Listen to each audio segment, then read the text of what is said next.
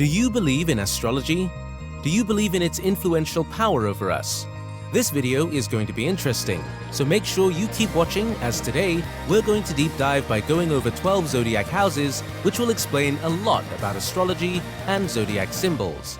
This video is all in one, so make sure you stick to the end, as you'll be totally surprised to see these phenomenal houses and how they affect us. Without further ado, let's get started with the video. The idea of the houses is possibly familiar to sky watchers who spend most of their time studying their own indications. Horoscopes are the entry point for all of us into the world of astrology. We become more acquainted with it and fascinated by several moving pieces of our birth charts as we begin to observe them. Each planet, asteroid, or celestial point has its own house, and its location reveals a great deal about your personality as well as how you interact with the world around you.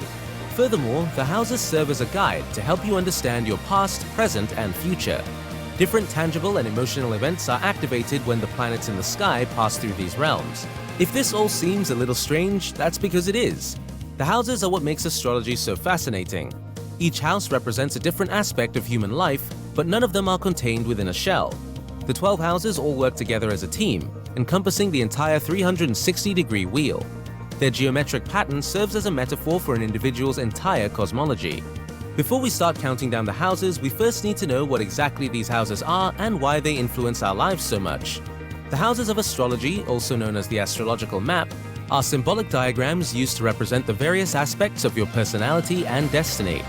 They are basically what base astrology on the environment and the effects, since each one is correlated with different aspects of life, such as home, career, and relationships. The first true map of the heavens was created more than 4,000 years ago using an oval model. Doesn't that sound fascinating?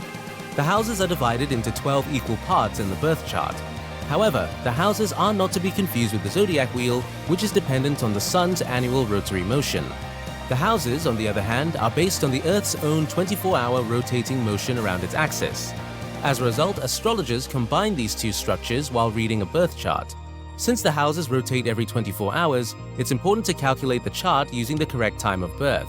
Because the houses change every 4 minutes, even people born on the same day will have drastically different natal charts depending on whether they were born at morning or in the night. Houses reflect various aspects of your life and display the opportunities and challenges you will face in this lifetime, depending on the time and place of your birth. In other words, if your birth time is not correct, your whole astrological cosmology will turn out to be wrong, which is clearly a disappointment, and nobody wants that, right? It's difficult to know where to concentrate your attention when looking at your chart for the first time. Some areas are completely devoid of signs, while others are completely packed with them. However, it turns out that understanding a chart is actually very easy. But before you begin, you must first locate your anchor, the ascendant. The ascendant is also known as the rising sign and is the farthest left point of the central horizon line that indicates which zodiac sign was arising from the celestial equator at the time of your birth. The ascendant reveals our intimate personality, while the sun reveals our reality and truths, and the moon represents our feelings and emotions. For example, communication will be a key element in the nature of a Gemini ascendant, while an Aquarius ascendant's experience will be defined by creativity, growth, and nonconformity. The ascendant also shows the ruling planet of the chart. We use the ascendant not only to determine our personal area, but also to design the chart's unique architecture. The ascendant's horizontal line delineates the first house in birth charts read counterclockwise. We follow the segments, or houses, and begin our ascent to the top of the map on the right side of the horizon line and the descendant. This might seem very confusing for now, but don't worry. It should all be clear once we start with houses. However, there's a bit more information that you need to know before we start counting down the houses. If we've established how each planet and sign interact, we can look at the houses to see where that energy is getting manifested. The planets inside the house show the full breadth of our knowledge and the complexities of our personality. The planets in the sky are continuously traveling around our various houses, despite the fact that our natal planets in the birth map remain stagnant. In other words, a particular time in one's life will encapsulate the nature of that house. And world has its own orbit, but we go through a full solar cycle with all the houses every year, since we obey the sun's 365-day cycle. Well, it's time for us to take a closer look at each of the houses now that you know how important they are in astrology. The first house, House of Self. Known as House of the Self, the first house is the house that defines you. It reflects your physical attributes, general disposition, and the shape you were born with. Planets in the first house of a person's birth chart appear to have a huge impact on their lives. Mercury in the first house, for example, donates a chatty person, while the moon in the first house donates someone who carries their feelings on their sleeves. Since this is the first stage in the cycle, as planets in the sky move around into this house, our aspirations become manifested, and new ventures, concepts, or viewpoints emerge. The energy of Aries is represented by this house. The second house, house of money and value. Our financial affairs, materialistic things, and sense of worth are all represented by the second house. Planets in the second house have a tendency to seek stability in these matters. Changes in wealth or self-esteem are revealed by planets entering the second house. This house is represented by the energy of Taurus. The third house, house of interaction. The third house governs interaction, travel, and the surrounding community. Natal planets in the third house are guided by their need to express themselves, and they often form strong bonds with their peers, such as siblings, colleagues, and classmates. We often receive valuable information about our immediate network as planets enter the third house. This house is associated with the mark of Gemini. The fourth house, house of home. The fourth house, located at the bottom of the chart, represents home and family. The position of natal planets in the fourth house reveals a person's relationship with their family and their sense of home and comfort, as well as their unique perspective on domesticity. Planets transiting the fourth house often inspire us to improve our home security and infrastructure by allowing us to create a more intimate and loving ambience inside. Cancer energy is associated with this house. The fifth house, house of fun and creativity. The fifth house is the playful zone that is associated with imagination, love, and children. Planets in your birth chart that are in the fifth house are often related to your natural creative speech, while planets transversing the fifth house often bring us spiritual awakenings that raise our morale. This house is associated with the energy of Leo. The sixth house, house of health and well-being. Health, fitness, and everyday routines, including various jobs, are associated with the sixth house. The body you are born with is in the first house, but the decisions you make throughout your life form the body you have in the sixth house. Those whose birth planets are in this region are often guided by organization and structure, with a strong emphasis on time and calendar management.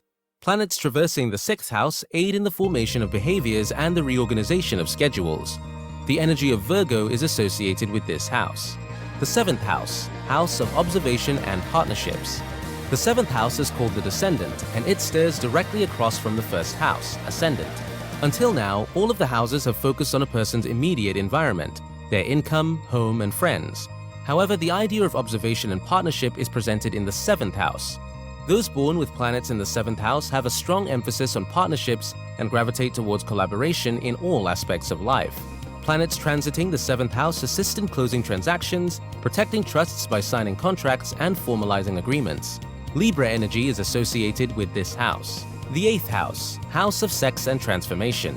The eighth house is sometimes referred to as the birth chart's mysterious house. This zone is often associated with sexuality, death, personal sacrifices, and transition. Those born with planets in the eighth house are drawn to supernatural or occult subjects, intense romances, and will most likely recreate many times during their lifetime. Planets transiting this area assist us in understanding the dynamics of every situation and give us some indication of the complexities of life. Scorpio energy is associated with this house. The ninth house, house of ideas. The ninth house is described by tourism, ideology, and higher education. This field is now interpreted as both practical and philosophical discovery. Those with planets in the ninth house as natal planets are incredibly curious and observant, with a strong desire to travel. As planets pass through the ninth house, they are more likely to start researching on a new topic, relocate to a new area, or adopt a totally different viewpoint. This house is associated with the energy of Sagittarius. The 10th house, house of image building. The pinnacle of your unique storyline is the 10th house, which is situated at the very top of the natal chart. The highest point of your horoscope, the midhaven, is mostly found in the 10th house and represents the peak of your performance. The public profile, personal ambitions, and career accomplishments are all governed by the 10th house. Planets in the 10th house indicate an optimistic person, and when planets transit into this region, career changes are common.